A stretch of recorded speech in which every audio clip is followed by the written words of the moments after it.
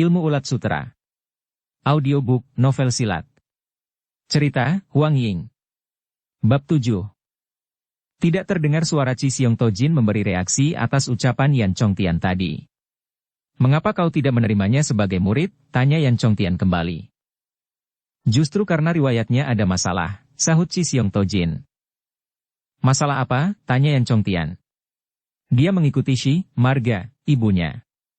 Sedangkan yang mana ayahnya atau siapa orangnya dia sendiri tidak tahu.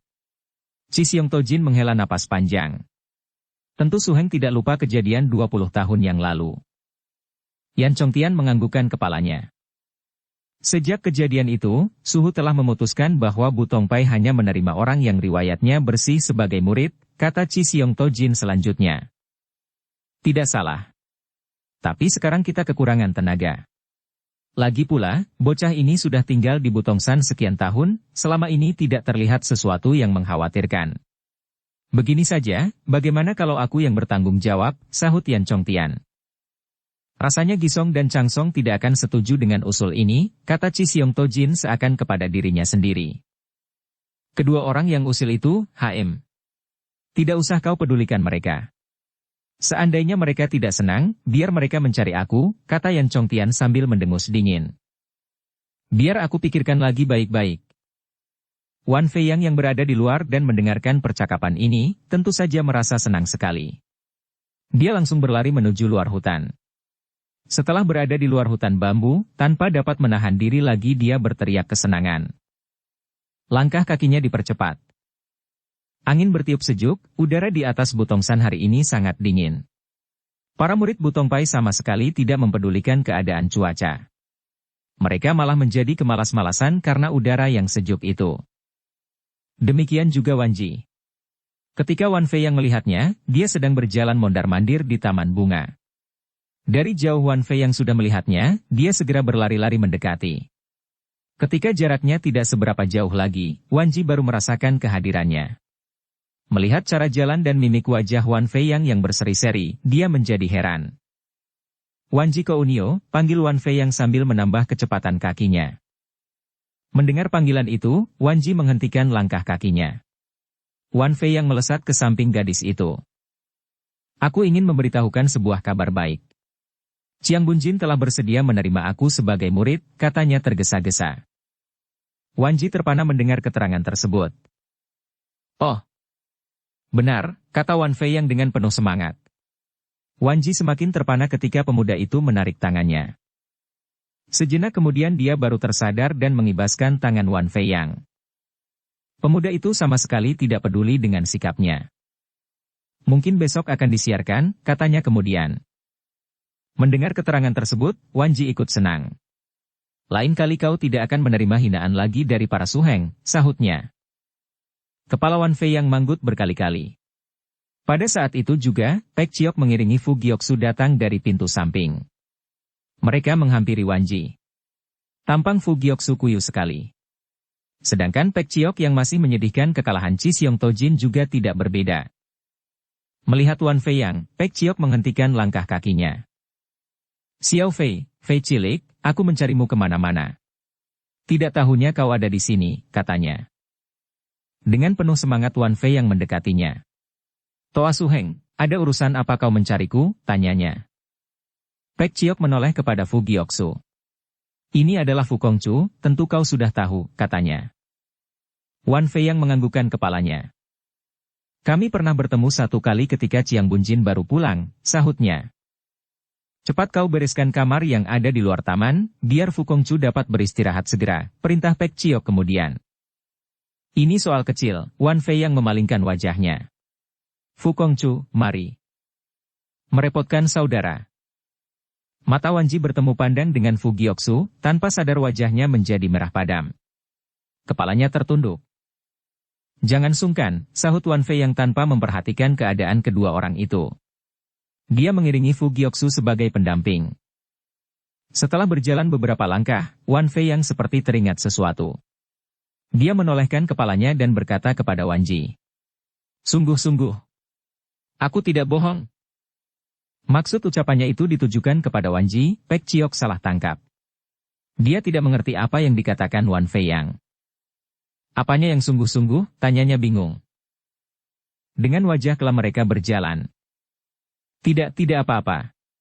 Wan Fei yang tersenyum sekali kepada Wan Ji lalu cepat-cepat meninggalkan tempat itu. Wan Ji membalas senyuman itu. Senyumannya demikian indah laksana bunga-bunga yang bermekaran. Fu Gyoksu terpesona. Akhirnya dia meneruskan langkahnya kembali. Pek Chiok dan Wan Ji memandangi kepergian mereka. Pek Chiok yang melihat Wan Ji saling tersenyum dengan Wan Fei yang dengan muka berseri-seri menjadi heran. Sumoy, mengapa Xiao Fei demikian gembira? Tanyanya tanpa sadar. Dia bilang Su Siok akan mengangkatnya sebagai murid. Entah sudah berapa kali aku mendengar dia mengatakan hal yang sama. Pek Chiok tertawa dingin. Aku rasa dia terlalu ambisius ingin belajar silat sehingga keblinger. Sebetulnya dia anak yang baik, kata Wan Ji dengan nada kasihan. Pek Chiok mau tak mau mengakui. Matanya memandang Wan Fei yang melangkah di kejauhan. Sekali lagi dia menggelengkan kepalanya. Setelah membereskan kamar, Wan Fei yang juga menyeduh setekuk teh. Baru saja dia mengambilkan sebuah cawan, Fu Gyoksu sudah mengulurkan tangan menerimanya. Biar aku sendiri saja, katanya. Sama saja, sahut Wan Fei yang sambil menuangkan teh ke dalam cawan. Terima kasih, kata Fu Gyoksu sopan. Wajahnya masih bermuram durja. Wan Fei yang merasa pemuda ini agak cocok dengan dirinya, maka dari itu, dia berani banyak bicara dengannya. Kali ini, untung suhu mendapat bantuanmu, katanya. Fu Gyoksu tertawa getir, tampaknya dia sedang banyak pikiran. Wan Fei yang segera menghiburnya. Orang yang mati tidak bisa hidup kembali. Jangan sampai kesedihan membuatmu berubah. Pokoknya, kami orang-orang Butongpai akan membalaskan dendammu. Fu Gyoksu masih tertawa getir. Ilmu silat Butongpai merupakan ilmu nomor 1 di kolong langit. Sebuah partai seperti Butibun saja tidak akan dipandang sebelah mata oleh kami. Harap kau jangan khawatir, kata Wan Fei yang sok tahu. Fu Gyoksu memandangnya dengan tatapan penuh terima kasih. Maksud baik Wan Heng hanya dapat Xiao Te simpan dalam hati, sahutnya. Kau panggil aku Xiao Fei saja. Mana boleh? Tiba-tiba Fu Gyoksu mengalihkan pokok pembicaraan. Oh ya, aku baru pertama kali menginjakkan kaki di Butongsan. Mengenai peraturan-peraturan yang ada, aku masih buta. Harap Wan Heng bersedia menegur apabila ada kesalahan. Mulai lagi, Wan Fei yang merenung sejenak. Peraturan khusus sih tidak ada. Hanya para suheng senang sekali bercanda. Jangan masukkan dalam hati. Tiba-tiba dia seperti teringat sesuatu. Pandangannya menerobos lewat jendela di taman. Satu hal lagi yang hampir aku lupakan. Gunung bagian belakang itu adalah daerah terlarang, jangan sekali-kali pergi ke sana. Tanpa sadar mata Fu Gyoksu mengerling ke arah yang ditunjuk Wan Fei yang. Aku tinggal di ruangan belakang sana, jari Wan Fei yang menunjuk ke arah timur. Kalau ada perlu apa-apa, kau boleh berteriak saja. Aku pasti akan mendengarnya dan langsung datang kemari. Fu Gyoksu menganggukkan kepalanya. Wan Fei yang segera mohon diri. Setelah Wan Fei yang meninggalkan tempat itu, Fu Gyoksu masih berdiri termangu-mangu. Pandangan matanya tidak bergeser dari gunung belakang yang ditunjuk Wan Fei yang tadi. Apa yang sedang dipikirkannya? Tidak ada yang tahu, kecuali dirinya sendiri tentunya. Sedangkan malam semakin mendekat. Pada hari kedua, ketika Wan Fei yang bangun dan mendorong pintu kamarnya, dia bagaikan orang yang lain. Pakaiannya baru, sepatunya baru, bahkan rambutnya juga disisir rapi sekali. Di antara gulungannya terdapat sebuah pita yang baru pula. Ini juga merupakan pakaian baru satu-satunya yang dia miliki. Selama ini dia menyimpannya baik-baik dalam sebuah kotak, baru hari ini semua itu dikeluarkannya. Sejak pagi buta tadi, sudah ada kabar bahwa Chi Siong Tojin meminta semua murid Butong berkumpul di ruangan pendopo. Dalam pikiran Wan Fei yang, tidak ada urusan lebih besar lagi daripada menerimanya sebagai murid dan akan disiarkan hari ini, selain memilih murid-murid berbakat untuk mempelajari Butong Liok Kiat. Dia berjalan menuju pendopo itu dengan dada dibusungkan, tampaknya dia sangat bergaya. Bertemu dengan para murid Butong lainnya, dia tidak lagi menghindarkan diri, tapi menyapa mereka satu persatu. Berita ini sudah tersebar. Melihat keadaannya pagi ini, yang lainnya menjadi setengah yakin setengah tidak. Sampai di ruangan pendopo yang luas, gaya Wan Fei yang semakin meyakinkan. Rasa bangganya semakin menonjol. Melihat di belakangnya datang beberapa saudara seperguruannya, dia segera mempersilakan mereka. Cui Suheng, silakan. Beberapa orang itu kelihatannya sedang memikirkan keadaan mereka sendiri. Silakan kau saja yang duluan, kata salah satu dari mereka tanpa memperhatikan siapa orangnya yang menyapa. Wan Fei yang merasa semakin bangga mendengar jawaban orang itu. Jangan sungkan, silakan, sahutnya. Yang lainnya segera merasa lucu melihat gayanya. Hari ini adalah hari istimewa bagimu, kau saja yang masuk duluan, sahut salah satu orang entah dengan maksud tulus atau menyindir. Yang lainnya ikut mengalah dan mempersilakan Wan Fei yang dengan sikap sungkan. Melihat para Suheng itu demikian menghargainya hari ini, hatinya senang sekali. Dia tidak menolak lagi. Kakinya melangkah lebar ke dalam ruangan pendopo. Di dalam ruangan tersebut, para murid Butong sudah banyak juga yang berkumpul. Tapi wajah mereka tampak agak muram. Gisong dan Changsong memandang ke sekitar. Mereka mulai kehabisan sabar. Fu Gyoksu juga ada di antara kumpulan murid Butong lainnya. Melihat pemuda itu, Wan Fei yang menganggukkan kepalanya sambil tersenyum. Fu Gyoksu juga menganggukkan kepalanya sebagai balasan. Senyumnya agak dipaksakan. Kelihatannya perasaan anak muda itu masih digelayuti kesedihan. Lun Wanji juga sudah hadir. Dia berdiri di sudut ruangan yang jaraknya tidak seberapa jauh. Wan Fei yang tadinya bermaksud menghampiri, tapi setelah berpikir sejenak dia membatalkannya. Dia bertemu pandang dengan gadis itu lalu saling mengembangkan senyuman. Hampir semua mata murid Butong Pai beralih kepada Wan Fei yang, dada anak muda itu semakin dibusungkan saja. Tiba-tiba terdengar suara tepukan tangan. Semua orang terdiam. Tidak lama kemudian, tampak Pek Chiok mengiringi Chi Siong Tojin masuk ke dalam ruangan.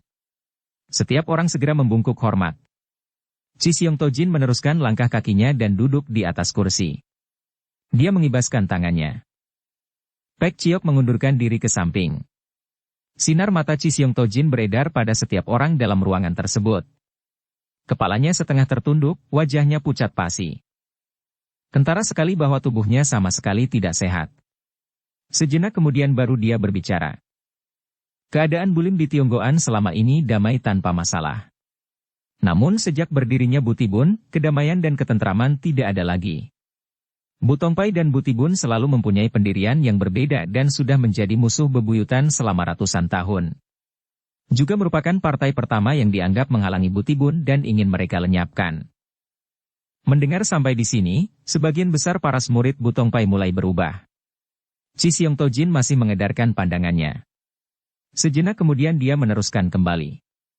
Tanggal 9 bulan 9 yang lalu, Punco kembali memenuhi perjanjian dan mengalami kekalahan. Toku Buti mengeluarkan ucapan, apabila dalam jangka 2 tahun partai kita tidak ada yang sanggup mengalahkannya, maka dia akan membumi hanguskan Butongsan. Gisong tidak dapat menahan diri lagi. Kalau begitu kita, tukasnya. Chi Siong Tojin tidak mempedulikannya, dia masih meneruskan perkataannya. Ilmu Mithipmokan Toku Buti sudah dilatih sampai tingkat 8. Untuk saat sekarang ini, masih belum ada orang dari partai kita yang dapat menandinginya. Oleh karena itu, Punco kemarin telah merundingkan masalah ini dengan Yan Suheng. Kami memutuskan untuk memilih 6 orang yang berbakat, masing-masing mempelajari satu macam ilmu andalan Butongpai. Setelah itu berlatih keras dan bekerja sama dengan kompak untuk menghadapi musuh di kemudian hari. Setiap orang yang ada dalam ruangan itu segera memasang telinganya dan mempertajam mata memperhatikan. 6 orang ini harus berlatih segiat mungkin. Hari ini tahun depan, Punco akan menguji mereka satu persatu. Siapa yang ilmunya paling tinggi, akan terpilih menjadi Chiang Bunjin generasi ke-19. Gisong dan Changsong semakin saling melirik dengan pandangan dingin. Mereka tidak berkata apa-apa. Yang lainnya semakin menaruh perhatian atas perkataan Chi Siong Tojin. Fu Gyoksu masih berdiri dengan mata menerawang. Seakan tidak terlalu menaruh perhatian atas apa yang menjadi pokok pembicaraan Chi Siong Tojin. Sementara itu Wan Fei yang semakin membusungkan dada. Tanpa sadar dia merapikan pakaiannya berkali-kali. Wajah Chi Siong Tojin semakin kelam. Pek Chiok, panggilnya. Meskipun suaranya sangat lemah namun mengandung kemantapan yang sulit dilukiskan. Pek Ciok segera maju dan berlutut di depan kaki Chi Siong Tojin. "Mewarisi Leong Gikiam," ujar Chi Siong Tojin sepatah demi sepatah. "Chiapeng mewarisi Pik Leng Chiang, telapak tenaga kilat. Yo Hong mewarisi senjata rahasia Fei Hun Chong, terjangan awan terbang. Giok Ciok mewarisi Suang Kiat Kun, tongkat ganda. Kim Ciok mewarisi Kui Suatu, golok pembuka gunung." Setiap orang yang namanya dipanggil langsung berlutut di hadapan kaki Chi Siong Tojin. Wajah Gisong dan Changsong semakin lama semakin tidak sedap dipandang. Hati Wan Fei yang semakin tegang saja. Sekali lagi Chi Siong Tojin mengedarkan pandangannya. Dia memperhatikan mereka satu persatu dengan tatapan menyelidik. Orang keenam agak istimewa. Punco sudah mempertimbangkan cukup lama. Dia bukan murid Bu Tongpai. Karena hatinya lurus dan baik dan mempunyai hubungan yang dalam dengan Punco, ditambah lagi rasa hormatnya yang tinggi, maka Punco mengambil keputusan untuk mengambil dia sebagai murid penutup dan mewariskan Shou Hou Chang, senjata pengunci tenggorokan. Begitu ucapan Chi Siong Tojin selesai, pandangan setiap orang beralih kepada Wan Fei Yang. Pada saat itu, Wan Fei Yang merasakan tenggorokannya kering kerontang, paniknya setengah mati. Dadanya masih membusung, menantikan pengumuman dari Chi Siong Tojin. Tanpa sadar dia mengerling ke arah Lun Wanji. "Fu Gioksu," suara Chi Siong Tojin seakan menggelegar dalam ruangan. Wan Fei yang malah merasa seperti ada seember air dingin menyirami kepalanya. Murid-murid Bu Tongpai yang berdiri di belakangnya memperdengarkan suara tawa dingin. Fu Gioksu tenang sekali. Dia melangkahkan kakinya setelah menyahut satu kali dan berlutut di depan kaki Chi Siong Tojin. Wan Fei yang memutar kakinya menuju keluar ruangan. Dadanya disurutkan kembali, kepalanya tertunduk. Seumur hidupnya, baru kali ini dia merasa begitu malu. Suara Chi Siong Tojin yang masih berkumandang bagaikan anak panah yang menusuki hatinya. "Punco mewariskan Shou Hou Chang kepadamu, harap kau menerimanya dengan sepenuh hati. Jangan mengecewakan Punco, juga jangan sampai membuat harapan Punco tergantung di atas langit." Sekarang kata-kata yang diucapkan oleh Chi Siong Tojin, tidak syak lagi hanya ditujukan kepada Fu Gioksu. Wan Fei yang bermaksud segera meninggalkan ruangan pendopo tersebut, tapi kakinya seperti terpaku, sulit sekali digerakkan. "Kecuali keenam orang ini, murid-murid lainnya sudah boleh meninggalkan tempat ini," kata Chi Siong Tojin selanjutnya. Semua orang mengiyakan dan berjalan keluar. Generasi yang lebih muda memandang Pek Ciok dan 5 orang lainnya dengan tatapan kagum. Wajah Gisong dan Changsong semakin tidak enak dilihat. Sampai di luar pendopo, Gisong tidak dapat menahan dirinya lagi. Dia mengomel panjang lebar. "Semua yang terpilih merupakan murid-muridnya, murid kita satu pun tidak ada yang terpilih." Changsong menganggukkan kepalanya. "Memang benar, apa-apaan itu tadi? Kurang ajar, benar-benar kurang ajar," gerutunya. "Bagaimanapun kita harus minta keadilan darinya," mulut Gisong berkata demikian, tapi langkah kakinya semakin jauh meninggalkan ruangan pendopo. Wan Fei yang menyelinap di antara orang banyak. Kepalanya tertunduk dan wajahnya merah padam. Melihat Lun Wanji, semakin malu dan salah tingkah. Setelah keluar dari halaman pendopo, dia berlari secepatnya. Meninggalkan kerumunan yang masih ramai membicarakan kejadian tadi. Malam semakin larut, angin semakin dingin. Di tanah lapang yang terpencil Wan Fei yang menggerakkan senjatanya seperti orang kalap. Dia berlatih terus tanpa kenal lelah. Matanya menyorotkan kemarahan. Senjatanya yang berbentuk capitan bergerak telengas dan keji. Cerep, senjata itu menancap pada sebatang pohon besar. Krek, pohon itu patah seketika. Hawa amarah Wan Fei yang seperti sudah terlampiaskan, dia mencabut senjatanya dan meletakkan di tanah. "Suhu, sebetulnya ilmu yang bagaimana Butong Liokia tersebut?" tanyanya. Manusia berpakaian hitam berdiri di samping sambil memeluk kedua tangannya. "Untuk apa kau menanyakan hal ini?" "Aku hanya ingin tahu, apakah ilmu yang aku pelajari sekarang setaraf dengan ilmu Butong Liokia?" kata Wan Fei yang tanpa berpikir panjang. "Lagi-lagi kau berpikir yang bukan-bukan." Wan Fei yang menggelengkan kepalanya. "Chi Siong Tojin itu, aku benar-benar tidak mengerti mengapa dia begitu membenci aku." Manusia berpakaian hitam itu tidak memberikan reaksi apa-apa. "Selama ini aku selalu mengira Gisong dan Changsong, 2 orang tua bangka itu yang selalu mencari gara-gara denganku. Tidak tahunya Chi Siong Tojin juga." HM. Kemarin aku mengantarkan makanan untuk Yan Chongtian. Aku mendengar dengan jelas, Yan Chongtian sendiri mengatakan bahwa aku anak yang baik, layak diterima sebagai murid. Malah dia bersedia melunakkan hati Gisong dan Changsong. Dia menasihati Chi Xiong Tojin. Siapa kira orang tua itu malah memilih Fu Gyoksu, kata Wan Fei yang selanjutnya. Manusia berpakaian hitam itu masih berdiam diri. Aku sama sekali tidak membenci Fu Gyoksu, hanya tidak puas dengan tindakan Chi Xiong Tojin. Wan Fei yang masih menggerutu panjang lebar. Kau tidak perlu sakit hati. Ilmu yang aku ajarkan sama sekali tidak di bawah Butong Liokiat. Yang penting kau harus giat berlatih. Suatu hari pasti dapat menonjolkan diri di dunia Kangou, gumam manusia berpakaian hitam tersebut. Wan Fei yang memandangi manusia berpakaian hitam itu lekat-lekat. Akhirnya dia dapat mengendalikan perasaannya. Gurunya itu juga tidak berkata apa-apa lagi. Tangannya dikibaskan. Wan Fei yang menggertakkan giginya erat-erat. Sekali lagi senjatanya yang berbentuk capitan diluncurkan. Suaranya menderu-deru. Pada hari yang sama, di atas meja pada kantor pusat Butibun tergeletak 3 helai panji telapak darah. Mereka mendapatkannya dari 3 tempat yang berbeda. Pertama di rumah sepasang suami istri yang tua, kedua di tempat praktik tabib Mok dan yang terakhir dari rumah makan dan penginapan Cui Xianlou. Seorang anak buah Butibun mengambil ketiga helai panji itu dan memanteknya di atas dinding sebelah kiri. Di dalam ruangan terdapat 4 orang Huhoat dari Butibun, 5 orang Tongcu. Mata mereka semua menatap ke arah 3 helai panji yang terpantek di atas dinding. Wajah mereka kelam sekali. Tiba-tiba Kong Sun Hong menggebrak meja dan berdiri dari kursinya. Entah orang dari golongan mana yang telah menelan nyali harimau sehingga berani memalsukan telapak tangan darah dari Butibun kita, teriaknya marah. Toku Buti telah menyebarkan panji telapak darah dan memberi amanat bahwa siapapun tidak boleh mengganggu Chi Xiong Tojin. Tentu mereka tidak berani membangkang perintah tersebut. Tapi Chi Xiong Tojin sama sekali tidak tahu adanya perintah itu. Ketika berita tersebar sampai di telinga anggota-anggota Butibun, mereka segera turun tangan menyelidiki. Mereka sama sekali tidak berhasil menemukan orang yang mencurigakan. Hanya 3 helai panji tersebut yang mereka dapatkan. Seluruh anggota Butibun terkejut mengetahui adanya kejadian semacam ini. Sejak berdirinya Butibun, baru pertama kali mereka menghadapi masalah seperti ini. Toku Hong bahkan lebih marah daripada Kong Sun Hong.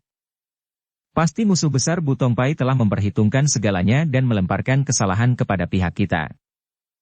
Orang itu memang cerdik sekali. Dia menggunakan akal memancing ikan di air keruh, katanya. Kong Sun Hong menganggukkan kepalanya berkali-kali. Menunjukkan ekor menyembunyikan kepala. Siapa diri mereka pun tidak berani diberitahukan umum. Orang semacam ini juga tidak mungkin mempunyai kepandaian seberapa tinggi, sahutnya dengan wajah merah padam. Biar bagaimana, kita harus menyelidiki masalah ini sampai tuntas. Kita harus menemukan orang yang memalsukan telapak darah tersebut, kata Toku Hong dengan nada dingin dan datar. Tentu saja. Cian Bin Hut, salah satu dari 4 orang Huhoat Butibun segera membuka suara. Apakah kita harus melaporkan masalah ini kepada Buncu? Kong Sun Hong menggelengkan kepalanya. Suhu sedang menutup diri melatih ilmu, kita tidak boleh mengejutkannya. Toku Hong mendengus dingin. Takut apa? Kau tidak pergi, aku yang ke sana, katanya.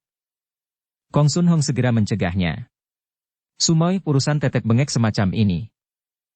Urusan tetek bengek, mata Toku Hong mendelik lebar-lebar kepada Kong Sun Hong. Ada orang yang memalsukan telapak darah Butibun kau katakan urusan kecil. Kong Sun Hong tertawa sumbang. Sumoy, biar aku turun gunung untuk menyelidiki urusan ini. Kalau tidak ada hasilnya, baru kita rundingkan kembali, bagaimana? Mata Toku Hong mengerling sekilas. Aku juga ikut. Kong Sun Hong terpana, wajahnya berubah pucat. Keempat orang Huhoat saling melirik sekilas. Belum sempat mereka menyatakan apa-apa, Toku Hong sudah berteriak kembali. Kalau kau boleh pergi, mengapa aku tidak? Kong Sun Hong semakin terpana. Melihat suhengnya yang diam saja, Toku Hong semakin merajuk. Kalau kau tidak mengizinkan aku ikut, lain kali jangan menemui aku lagi, ancamnya garang. Gadis itu langsung membalikkan tubuhnya dengan maksud meninggalkan tempat itu. Kong Sun Hong menjadi panik seketika. Sumoy, panggilnya gugup. Ada apa? Tanya Toku Hong tanpa memalingkan kepalanya.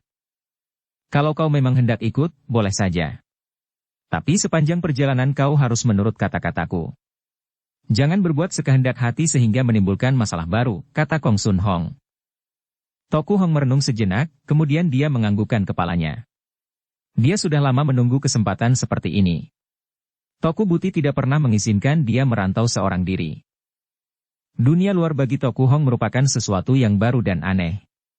Oleh karena itu, mereka sama sekali tidak tergesa-gesa dalam melakukan perjalanan. Kong Sun Hong tidak berani mengatakan apa-apa.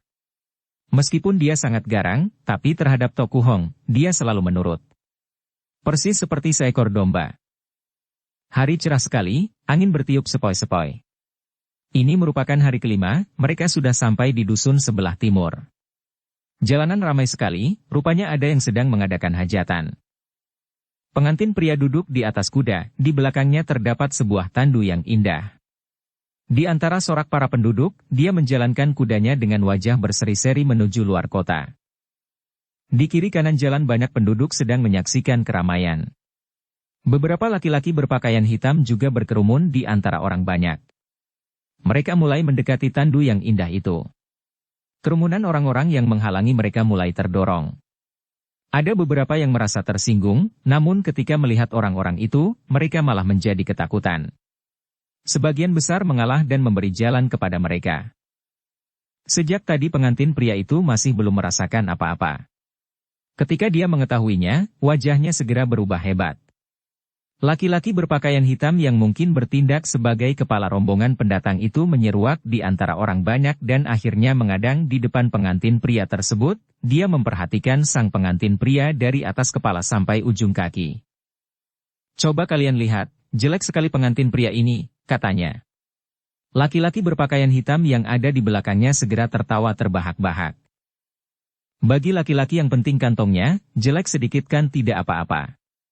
Lain kalau perempuan, kata salah satunya. Coba kalian terka, apakah pengantin perempuan ini cantik atau tidak, kata orang yang pertama. Kalau cantik, masa dia bersedia menikah dengan laki-laki sejelek itu, sahut yang lainnya.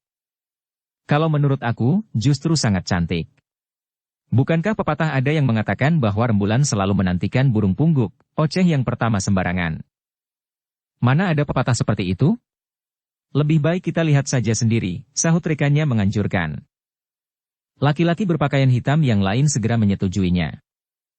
Mereka mendorong para dayang yang mengawal di depan tandu dan menyingkapkan tirainya. Pengantin pria tidak tahu apa yang harus dilakukannya. Pengantin perempuan di dalam tandu sudah menjerit ketakutan. Laki-laki berpakaian hitam tadi tertawa terbahak-bahak. Para penduduk yang menyaksikan kejadian itu hanya dapat menahan amarah dalam hati.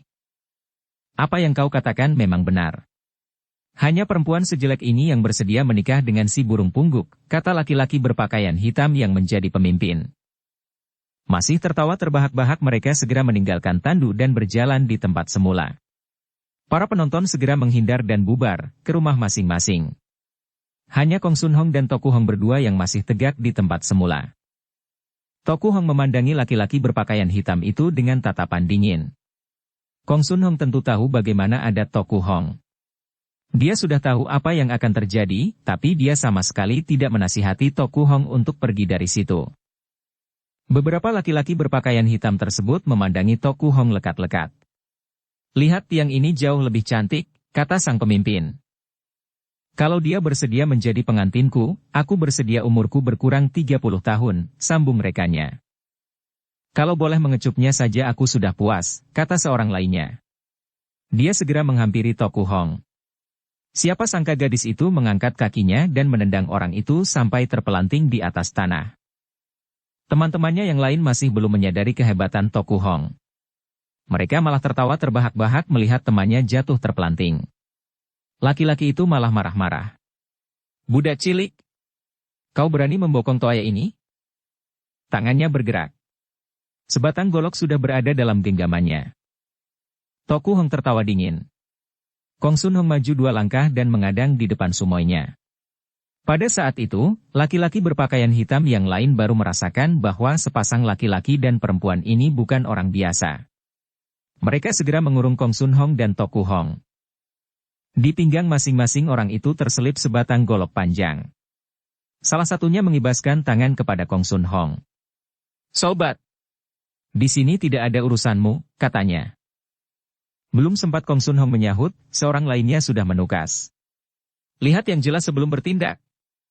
Dia mengeluarkan sebuah simbol dari balik pakaiannya.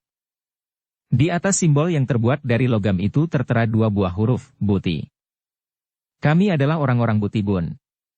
Kalau kau memang pintar, cepat tinggalkan gadis ini sebelum terlambat," kata orang itu selanjutnya. Sinar mata Kong Sun Hong beralih ke arah logam yang ada di tangan orang itu. Wajahnya berubah kelam. "Wai Tian Wei Toa, Jujit Fang Tiong," serunya. Orang itu terpana. "Rupanya orang sendiri," katanya. "Jangan percaya begitu saja. Suruh tunjukkan dulu lambang kepercayaan mereka," seru yang lainnya. Kong Sun Hong segera mengeluarkan sebuah giok yang terselip di pinggangnya. Dia menunjukkan tanda itu kepada orang-orang berpakaian hitam. Batu giok itu bagus sekali, di atasnya juga tertera 2 huruf, malah di dasarnya terlihat ukiran seekor macan tutul. Para laki-laki berpakaian hitam yang melihat giok itu langsung saling mengadu pandang.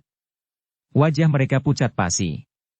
Tanpa banyak cakap lagi mereka segera menjatuhkan diri dan berlutut di atas tanah. Cai sekalian memang buta melek. Tidak tahu kehadiran Tongcu yang mulia, malah berani. Kong Sun Hong menyimpan kembali batu gioknya. "Kalian adalah anggota cabang ke-13, tanyanya dingin. "Betul," suara pemimpin laki-laki berpakaian hitam itu serak.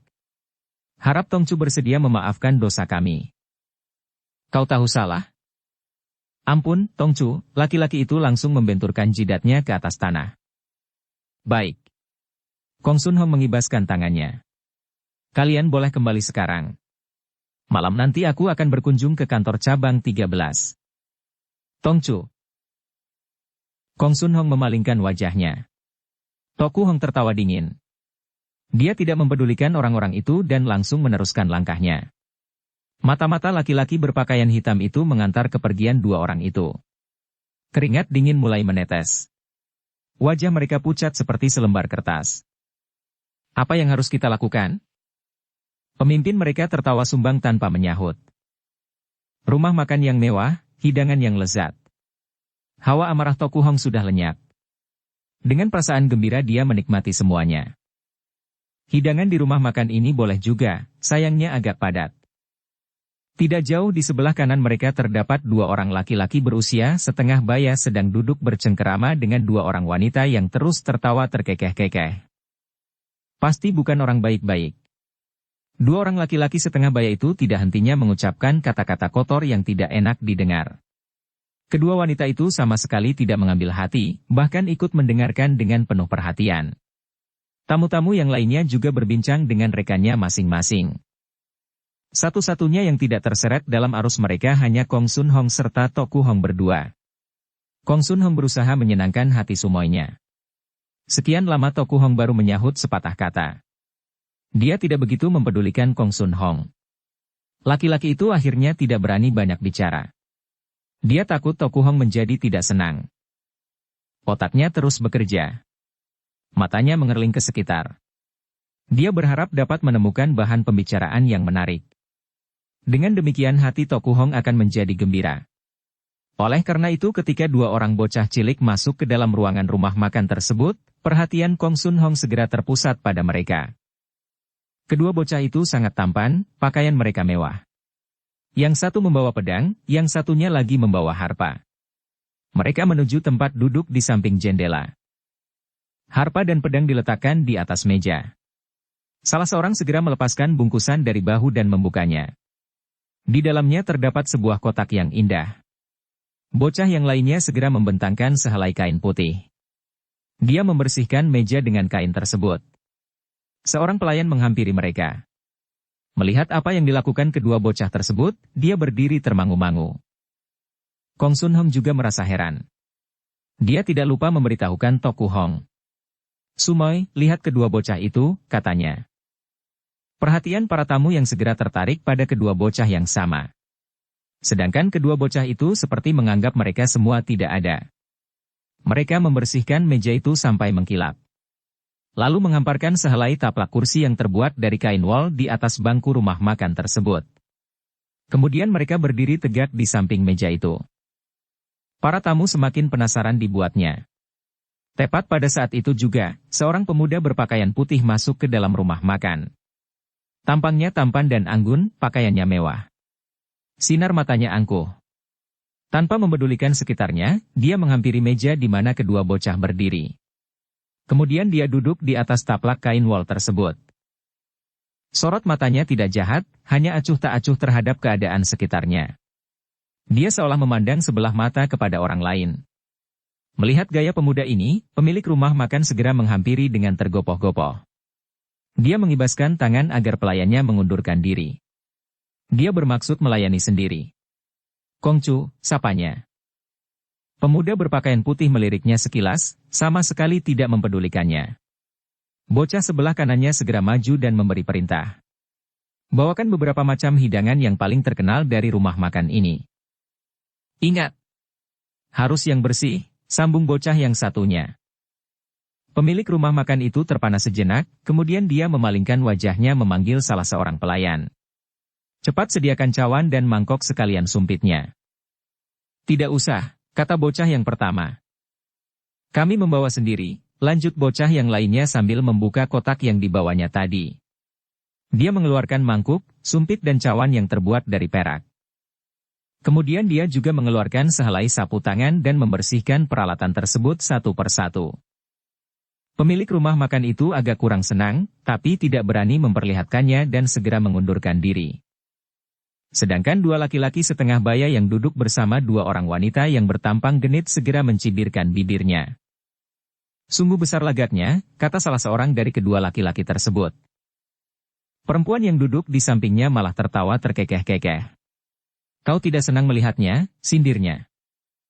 Hanya banci saja yang banyak laga seperti itu, kata laki-laki tersebut. Peduli amat dia banci atau bukan. Yang penting uangnya banyak dan lagi pula wajahnya tampan. Mengapa kau tidak meniru perbuatannya? Dengan genit perempuan itu mengerling ke arah pemuda berpakaian putih tersebut. Laki-laki setengah baya itu marah sekali mendengar ucapan perempuan tadi. Mengapa aku harus menirunya? Aku yang memberimu uang atau dia, teriaknya. Perempuan itu malah tertawa terbahak-bahak. Laki-laki lainnya segera menengahi pertengkaran mereka. Untuk apa kau marah-marah?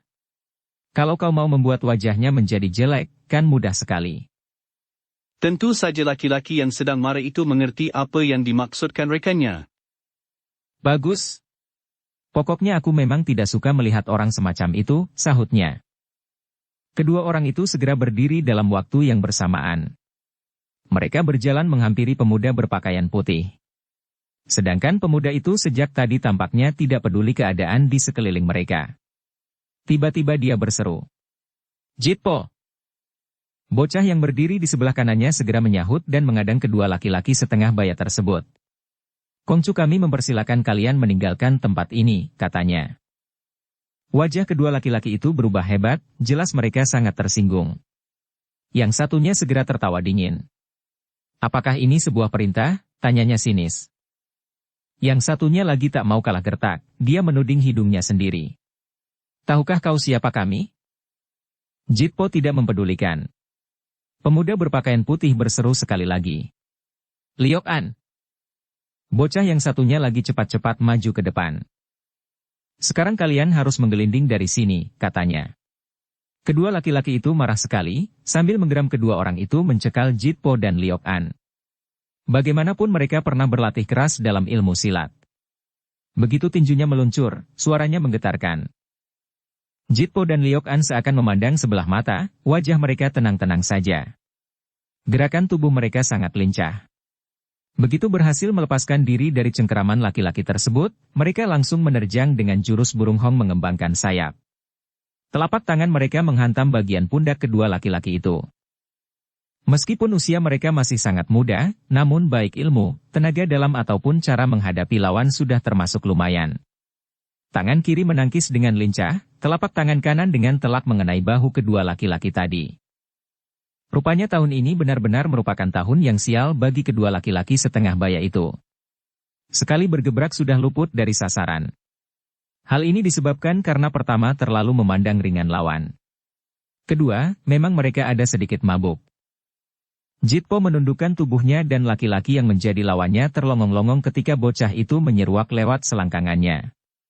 Belum lagi dia sadar apa yang hendak dilakukan bocah tersebut, tubuhnya sudah terangkat dan terlempar jauh. Liok An tidak mau kalah, sebelah kakinya diangkat dan menyepak lawannya keluar. Kedua laki-laki yang melihat bahwa Jitpo dan Liok An saja sudah begitu lihai, mana berani macam-macam lagi. Sambil menggelinding dan setengah merangkak, mereka cepat-cepat kabur dari tempat itu. Liok An dan Jitpo juga tidak mengejar. Setelah merapikan pakaian mereka dengan mengibas-ngibasnya, mereka kembali di samping kiri dan kanan pemuda berpakaian putih itu. Mata setiap orang terpusat pada ketiga majikan dan pelayan tersebut. Suara kejutan sudah reda. Sedangkan kedua wanita yang menemani laki-laki yang sudah kabur itu saling mengerling sekilas kemudian bangkit menghampiri meja pemuda itu. Di wajah keduanya terpasang senyuman genit. Belum lagi langkah mereka sempat mendekati pemuda itu, Jitpo sudah berteriak nyaring. "Tahan!" Kedua wanita itu terpana sejenak, kemudian mereka tersenyum simpul. "Anak baik, siapakah nama kongcumu yang tampan itu?" tanya salah satu dari kedua wanita tersebut. Sedangkan rekannya yang lain menggunakan kesempatan itu menerobos mendekati pemuda berpakaian putih. "Enyah," bentak pemuda itu sambil tertawa dingin. Lengan bajunya dikibaskan, terdengar suara menderu-deru, segulung angin kencang menerpa. Rasa terkejut wanita itu masih belum sirna, tubuhnya sudah terdorong. Sambil terjatuh terpontang-panting, kibasan lengan baju pemuda itu mengantarnya balik ke tempat semula. Perempuan yang satunya melihat keadaan itu dengan mata panik. Tidak menunggu Jitpo turun tangan, dia mengembangkan sebuah senyuman yang dipaksakan, lalu cepat-cepat kembali ke sisi temannya. Pemuda berpakaian putih itu tidak melirik sama sekali, hanya tertawa dingin. Perempuan yang berani mendekati laki-laki tanpa malu-malu pasti bukan perempuan baik-baik, sindirnya. Apa yang dikatakannya memang tidak salah, kedua wanita itu memang pelacur adanya. Tapi Toku Hong yang mendengarkan kata-katanya, langsung merasa marah. Dadanya panas sekali seakan hampir meledak. Pada saat itu, pemuda berpakaian putih dan kedua pelayannya sedang membayar makanannya dan bersiap meninggalkan tempat itu. Sinar mata Toku Hong mengedar, sumpit di tangannya melayang cepat. Pada dasarnya dia memang seorang ahli melempar golok terbang. Kecuali Kong Sun Hong, rasanya tidak ada lagi yang tahu apa yang diperbuatnya. Sumpit itu meluncur ke arah meja kedua pelacur tadi. Sebuah teko teh tersenggol dan melayang ke arah pemuda berpakaian putih. Namun, punggung pemuda itu seperti mempunyai indera penglihatan saja. Tubuhnya menggeser sedikit, tangan kanannya terangkat dan menyambut teko itu dengan mudah. Para tamu sempat terpana sesaat, kemudian meledaklah tawa mereka. Tampaknya pemuda berpakaian putih itu baru sadar bahwa yang disambutnya tadi adalah sebuah teko. Lengan bajunya terciprat basah oleh air yang tumpah. Wajahnya berubah hebat. Jitpo cepat-cepat menghampiri dan mengambil teko dari tangan tuan mudanya. Rasa marah Toku Hong akhirnya surut juga. Ketika dia melangkahkan kaki keluar dari rumah makan tersebut, dia masih sempat mendengar suara tawa tamu yang belum sirna. Toku Hong sendiri ikut tertawa. Kong Sun Hong yang menatapnya dari samping dan melihat semuanya demikian gembira, hatinya jadi berbunga-bunga. Namun semakin diperhatikan, dia menjadi terpesona. Senyum Toku Hong demikian indah dan menawan. Malam berbintang, rembulan bercahaya. Malam semakin larut, angin semakin kencang. Rumput-rumput liar menari-nari. Padang rumput yang sehari-harinya memang sudah sunyi semakin mencekam di malam hari. Ibarat sebuah kota hantu layaknya. Meskipun jaraknya dengan kota tadi hanya setengah li, tapi penduduk sekitar menganggapnya sebagai tempat yang angker. Daerah pemakaman yang sudah tidak terurus juga berada di sekitar tempat ini. Terlihat sebuah rumah yang sudah mulai hancur. Perasaan semakin tegang. Tidak heran kalau para penduduk menganggapnya sebagai pemukiman setan gentayangan. Bersambung ke bab 8. Dukung kami dengan subscribe, follow, like, komen dan share. Terima kasih.